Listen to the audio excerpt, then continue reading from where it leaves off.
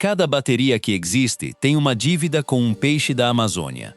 Em 1800, Alessandro Volta projetou a primeira bateria da história. Chamou-a de pilha voltaica. Era uma coluna de discos de zinco e cobre alternados, separados por papelão embebido em água salgada, que produzia uma corrente elétrica contínua. O princípio que Volta usou para construí-la vinha diretamente de seus estudos de biologia. O mecanismo pelo qual certos peixes produzem descargas elétricas por meio de células empilhadas em série, cada uma contribuindo com uma pequena diferença de potencial que, somada às demais, produz uma tensão significativa. O modelo biológico que Volta estudou chamava-se raia-torpedo, mas o animal que mais completamente encarna esse princípio e que o leva a extremos que nenhuma outra espécie alcançou na história da zoologia, vive nos rios turvos da bacia do Amazonas e do Orinoco. Mede entre 1,5 m e 2,5 m. Pesa até 20 kg e pode produzir 860 volts. Para comparar, a rede elétrica doméstica no Brasil é de 220 volts. Na Europa, 230. Na América do Norte, 120. O animal que inspirou a invenção da bateria produz quase 4 vezes a tensão da rede elétrica que você usa em casa. E está no Amazonas fazendo isso desde antes de os seres humanos saberem que a eletricidade existia. A primeira coisa que precisa ser corrigida sobre a enguia elétrica é o nome. Ela não é uma enguia. As enguias verdadeiras pertencem à ordem Anguilliformes, uma linhagem de peixes que inclui a enguia europeia, a enguia americana e várias centenas de espécies distribuídas por oceanos e rios do mundo inteiro. Seus parentes mais próximos são os peixes serpentiformes de nadadeira longa que vivem no fundo dos mares. A enguia elétrica pertence à ordem Gymnotiformes. Seus parentes mais próximos são os peixes-faca da América do Sul, organismos de água doce que compartilham com ela a capacidade de produzir campos elétricos, embora com voltagens muito menores. Na escala evolutiva, a enguia elétrica está mais próxima de um bagre de rio do que de uma enguia do Mediterrâneo. A semelhança morfológica é convergente. O corpo alongado e cilíndrico, a nadadeira caudal reduzida, o movimento ondulatório, tudo isso evoluiu de forma independente em ambas as linhagens, porque esse plano corporal funciona bem em rios de correnteza lenta e fundo lodoso. A enguia elétrica parece uma enguia pela mesma razão que o golfinho parece um peixe. A forma segue a função, não o parentesco. Durante a maior parte da história da zoologia, assumiu-se que existia apenas uma espécie de enguia elétrica, Electrophorus electricus, descrita por Linneu em 1766. O nome do gênero, Electrophorus, significa portador de eletricidade. O nome da espécie, Electricus, não precisa de tradução. Em 2019, David de Santana, pesquisador do Smithsonian Institution, publicou na revista Nature Communications o resultado de uma análise filogenética e morfológica de 107 espécimes coletados em diferentes pontos da bacia amazônica durante mais de 3 anos de trabalho de campo. Sua conclusão redefiniu o gênero por completo. Electrophorus electricus não é uma espécie. São 3. Electrophorus electricus, a espécie original descrita por Linneu, habita principalmente o escudo das Guianas, no norte da bacia. Produz voltagens de até 600 volts. Electrophorus vari, nomeada em homenagem ao ictiologista Carl Vari, habita a bacia central do Amazonas. Suas voltagens são intermediárias entre as outras 2 espécies. E Electrophorus voltai, nomeada em homenagem a Alessandro Volta, habita o escudo brasileiro, no sul e no centro da bacia. É ela que produz 860 volts.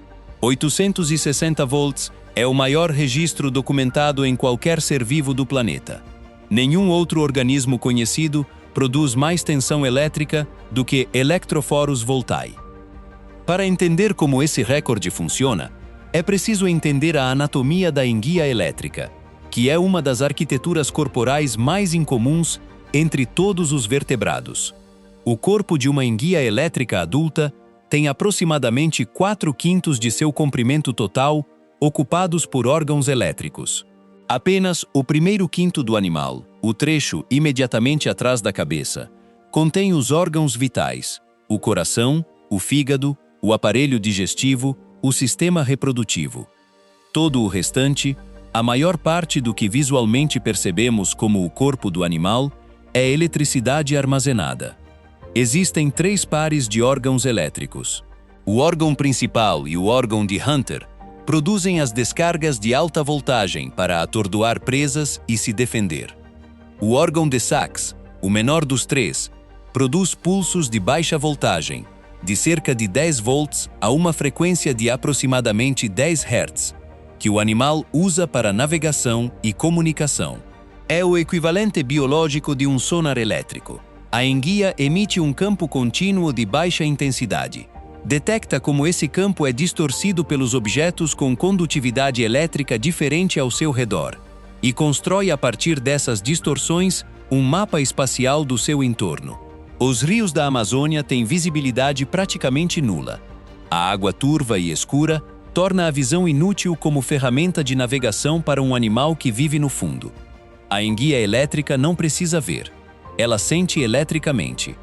Os órgãos elétricos são compostos de células chamadas eletrócitos. Cada eletrócito é uma célula muscular modificada que, em vez de se contrair ao receber um sinal nervoso, gera uma pequena diferença de potencial elétrico. Cada célula produz aproximadamente 0,15 volts. Sozinha, é irrelevante. Mas a enguia elétrica tem em torno de 6.000 eletrócitos empilhados em série. O mesmo princípio das pilhas de volta. 6.000 células de 0,15 volts cada uma, em série, somam 900 volts na teoria. Os valores registrados em electroforos voltae chegam a 860. A diferença do máximo teórico se deve a perdas internas no sistema biológico. O primeiro objeto tecnológico que os humanos fabricaram para armazenar e liberar energia elétrica de forma controlada foi, literalmente, uma réplica em metal e papelão, do que esse animal vem fazendo no Amazonas há milhões de anos. Alexander von Humboldt chegou à bacia do Orinoco em 1800. Passou semanas documentando a fauna e a geografia da região com uma meticulosidade que preencheu dezenas de cadernos. Entre suas observações, uma das mais detalhadas descrevia o método que os pescadores locais usavam para capturar enguias elétricas nas lagoas de inundação do Llano venezuelano. Antes de entrar na água, os pescadores conduziam uma manada de 30 cavalos até a lagoa. Os cavalos, aterrorizados pelas descargas elétricas que as enguias lhes infligiam ao entrar em contato com a água, coiceavam, resistiam, alguns caíam. 2 morreram, segundo o relato de Humboldt, pelas descargas recebidas. Os demais eventualmente saíam da água. O processo se repetia várias vezes. Cada descarga que uma enguia emitia custava-lhe energia química que levava tempo para se regenerar. Após vários encontros com a manada de cavalos, as enguias tinham esgotado suas reservas de descarga e já não conseguiam eletrocutar ninguém. Os pescadores, então, entravam na água com suas redes.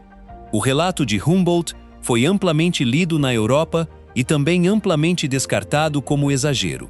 Os naturalistas do século XIX aceitaram a descrição geral da enguia elétrica como produtora de eletricidade, algo verificável com instrumentos em laboratório, mas a imagem de cavalos sendo derrubados nas savanas venezuelanas por peixes de rio parecia o tipo de pitoresco que os viajantes do século XIX acrescentavam a seus relatos para torná-los mais vendáveis.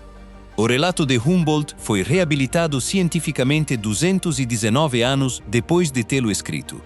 Em 2019, o biólogo Kenneth Catania, da Universidade de Vanderbilt, no Tennessee, publicou na revista PNAS o resultado de uma série de experimentos que verificavam outra das afirmações que Humboldt havia feito em seus cadernos, que as enguias elétricas podiam saltar fora da água para atacar ameaças situadas acima da superfície. Isso também havia sido descartado durante 2 séculos. O mecanismo que Catania documentou tem uma lógica biológica elegante. Quando uma enguia elétrica descarrega na água, a corrente se dispersa em todas as direções do meio aquático.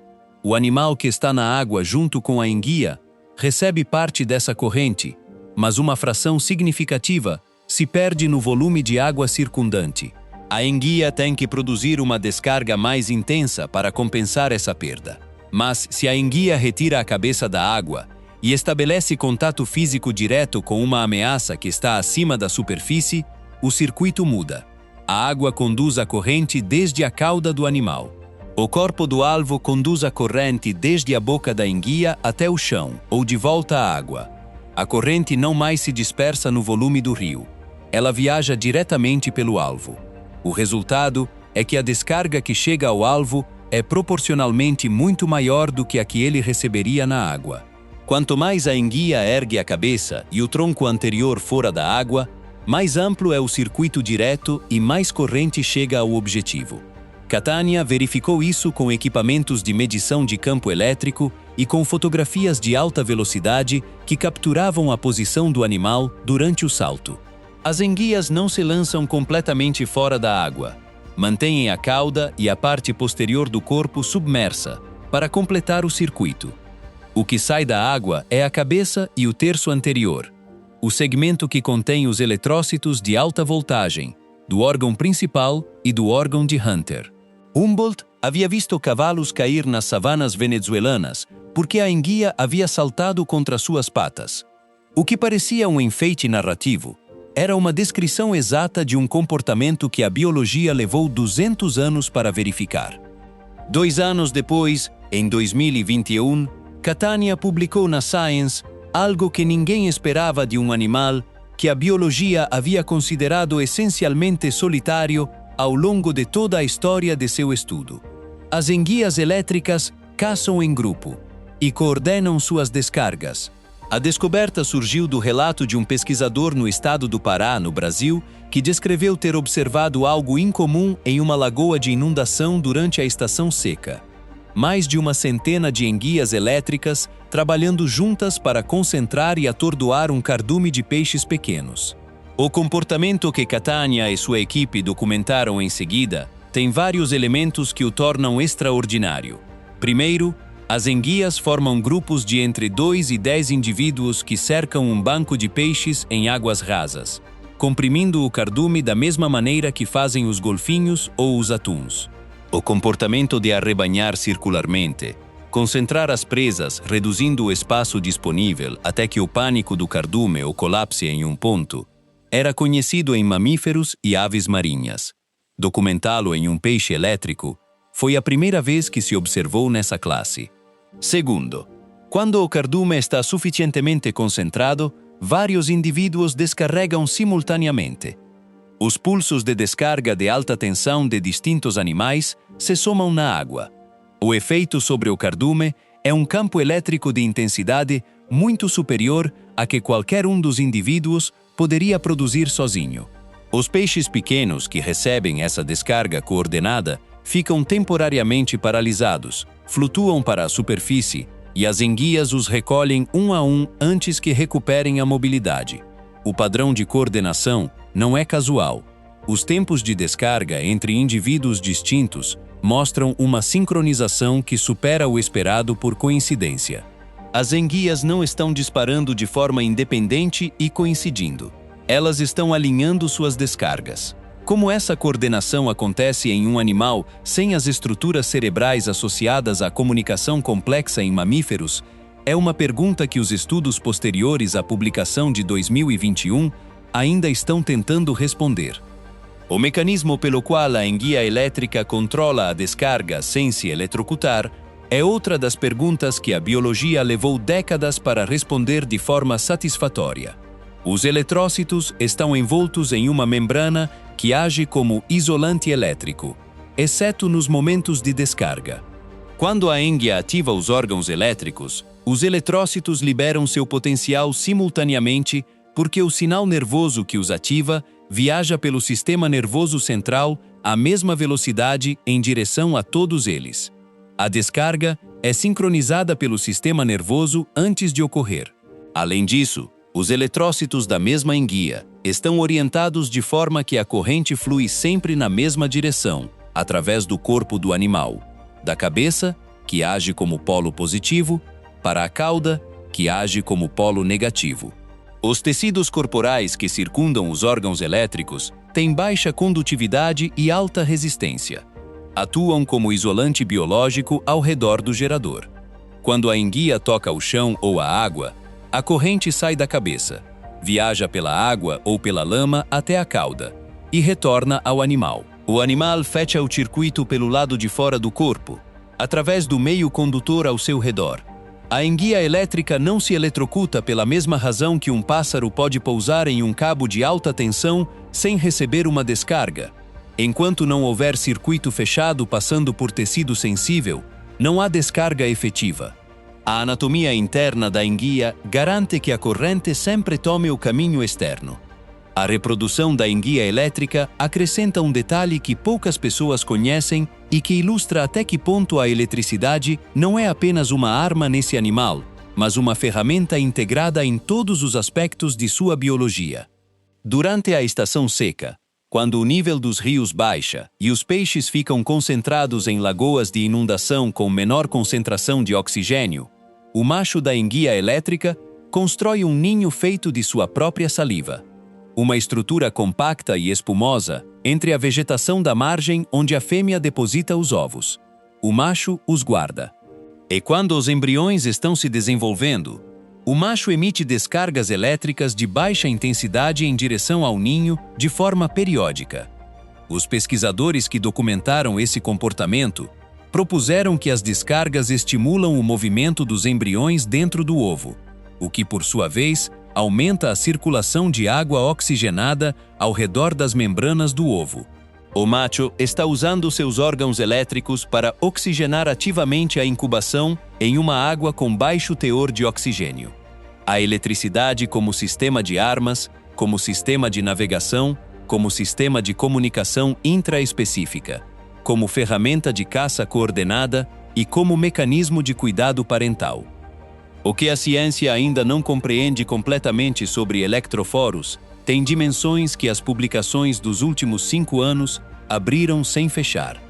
A extensão real do comportamento social nas 3 espécies não foi caracterizada. A observação de caça coordenada de Catania foi realizada na espécie Electrophorus voltae durante a estação seca em uma lagoa do Pará. Não sabemos se o mesmo comportamento ocorre nas outras 2 espécies. Não sabemos se ocorre na estação chuvosa, quando o espaço não está restringido pela baixa dos rios. Não sabemos se os grupos que se formam para caçar juntos têm composição estável de indivíduos ou são coalizões oportunistas que se dissolvem quando a caçada termina. A forma como acontece a sincronização de descargas entre indivíduos distintos, que é o aspecto mais fascinante do comportamento de caça em grupo, não tem uma explicação mecânica confirmada. As enguias podem detectar os campos elétricos de outras enguias com seus eletrorectores. Isso torna plausível que uma enguia use o pulso elétrico de outra como sinal de disparo para sua própria descarga. Mas o mecanismo neural exato que produziria essa sincronização na escala temporal que os dados mostram ainda não foi descrito em detalhe. É a história evolutiva das 3 espécies, que divergiram há milhões de anos, mas mantiveram o mesmo sistema elétrico básico, levanta perguntas sobre quais pressões seletivas, nos distintos trechos da bacia amazônica, levaram Electrophorus voltae a desenvolver a voltagem máxima que hoje ostenta.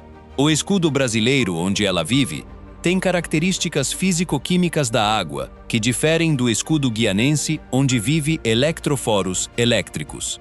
Se essas diferenças têm relação com o diferente potencial elétrico que cada espécie desenvolveu, é uma pergunta que os estudos comparativos estão começando a abordar.